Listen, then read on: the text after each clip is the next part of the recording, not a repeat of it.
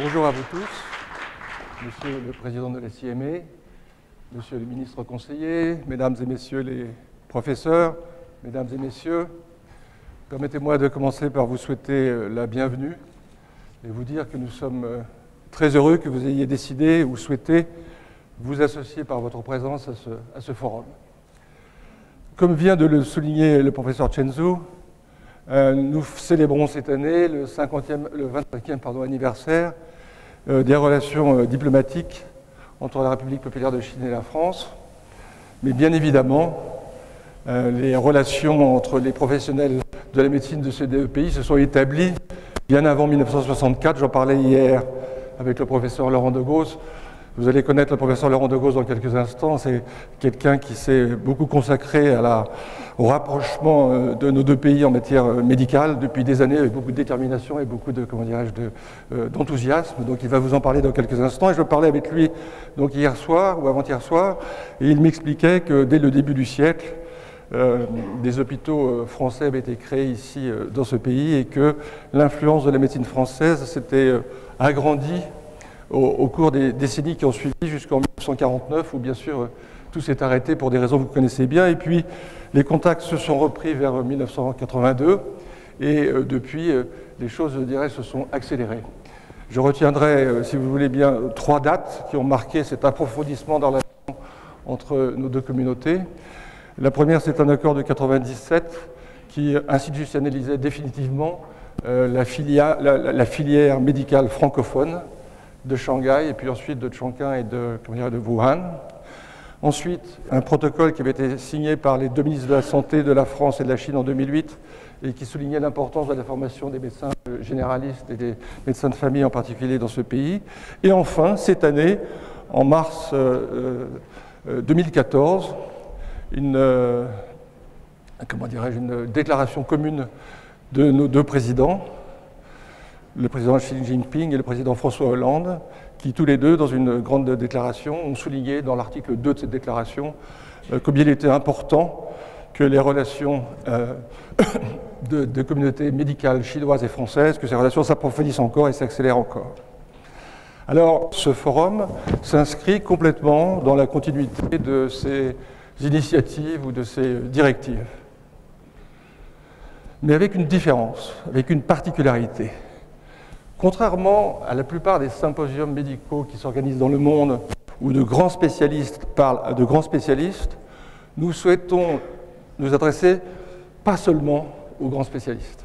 Pour une raison très simple, c'est que d'un côté, le vieillissement des populations dans tous les pays du monde, et de l'autre, les progrès incroyables de la médecine, sont tels que les dépenses croissent à un rythme, j'allais dire, exponentiel, pénalisant gravement les finances publiques de la plupart des États.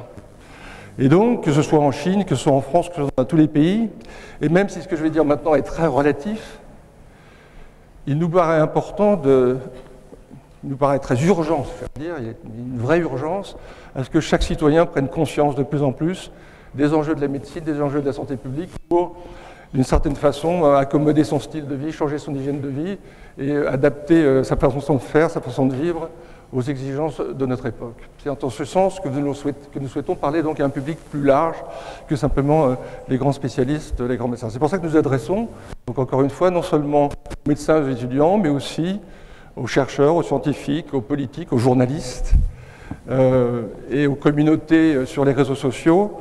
Voilà, nous adressons un public très large. À ce public, ayant choisi ce type de public, nous souhaitons également, bien évidemment, avoir comme sujet des sujets à forte résonance sociétale, et c'est pour ça, comme l'a dit le professeur Chen Zhu, que nous devons choisir des sujets comme le vieillissement, l'environnement et la santé, ainsi que l'innovation, autant de sujets qui sont très porteurs pour le grand public. Comme je le disais aussi, ce qui va être dit pendant ces 2 prochains jours n'est pas réservé à l'audience captive de cette salle, à vous tous, mais tout est filmé et tout pourra être ensuite vu par les gens qui le souhaiteront dans le futur, en différé. Ils pourront entendre et voir tout ce qui aura été dit sur une chaîne dédiée ici en Chine et sur une chaîne dédiée aussi à l'étranger.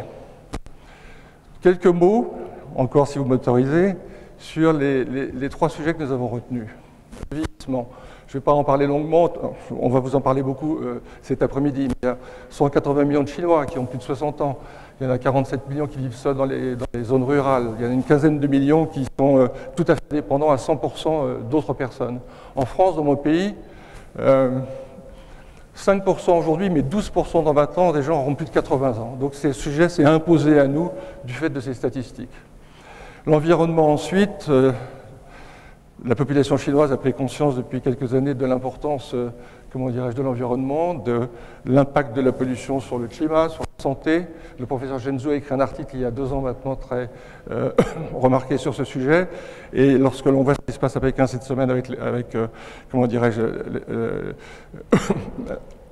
quand on voit ce qui se passe cette semaine à Pékin, on se rend compte d'à quel point les problèmes de pollution sont devenus d'une ampleur très grande dans toutes les grandes métropoles du monde.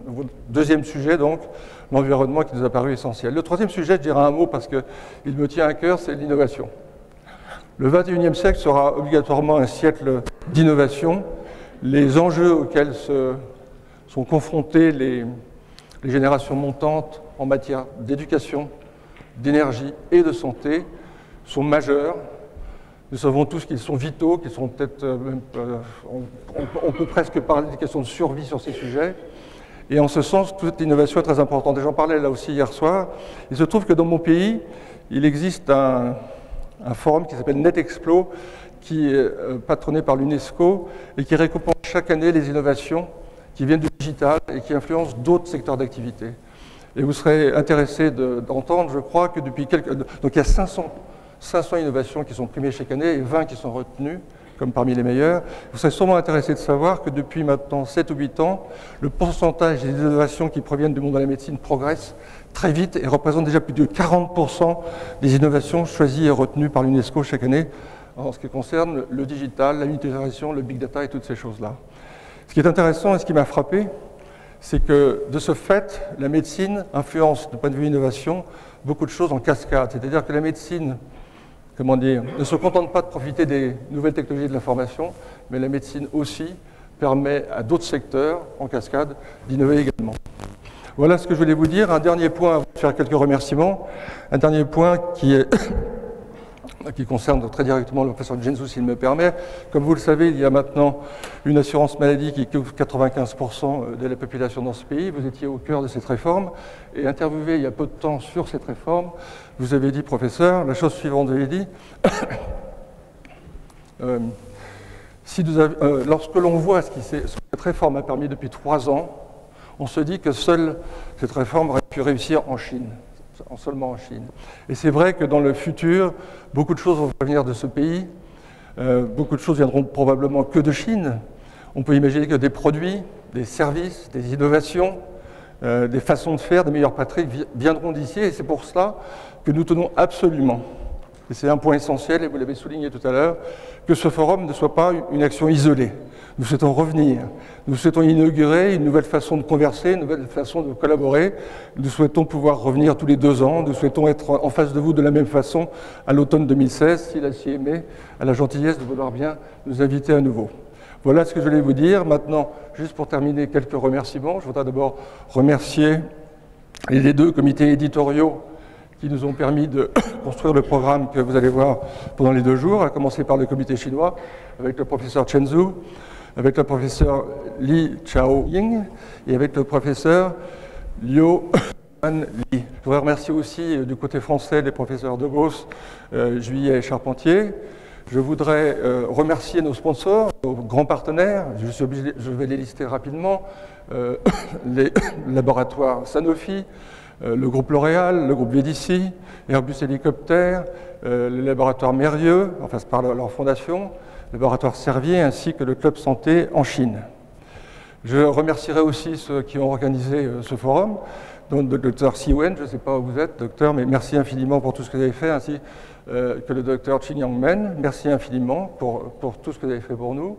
Je remercierai rapidement, parce que j'ai peur de ne pas pouvoir le faire demain, on n'aura pas le temps, les nombreux Français qui nous ont aidés, à commencer par Sylvie Géry, François Vogel, Cédric Etienne, je vais oublier quelqu'un, je pense, Marion Boulet, et surtout les deux sociétés qui nous aident, qui sont Babel Press et Solutions Prod. Donc merci infiniment. Et enfin, parce que je suis un petit peu long et je vois que je suis un petit peu trop long, je remercierai bien évidemment ceux que je devrais dû remercier en premier, à savoir les conférenciers, tous ceux qui vont partager avec nous leur expertise et leur expérience dans les 2 prochains jours. Merci à vous.